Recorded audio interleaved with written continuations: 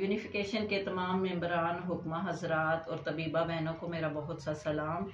Coat अद्दू से हमारे एक हकीम भाई इरफान खान साहब ने एक नहायत मुजरब नुस्खा ख़वातीन के लिए दिया है, जो हम आपको वीडियो की शक्ल में पेश कर रहे हैं। इरफान साहब का मोबाइल नंबर नोट कर लें, 0335 600 5522।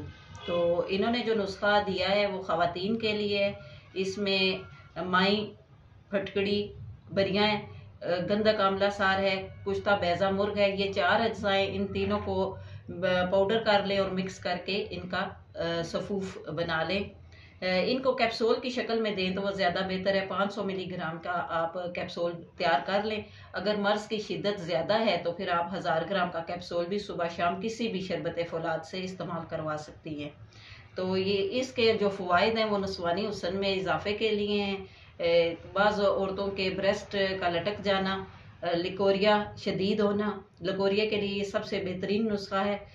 इसके अलावा कमर दर्द, पिंडलियों का दर्द, कुछ ख़वातीन को मेंसेस या हैज़ शुरू होने से पहले सफ़ेद रंग का पानी आता है, उसके लिए ये बहुत मुफीद और मुजरब नुस्खा है। तो ये तबीबा बहनें अपने मतलब पर बना कर रखें और अपने मरीज़ों को इस्तेमाल करवाएं। इंशाल्लाह बहुत तेज़ी से इसके रिज़ल्ट मिलते हैं। तो इसके साथ ही इजाज़त दें। अल्लाह हाफिज़।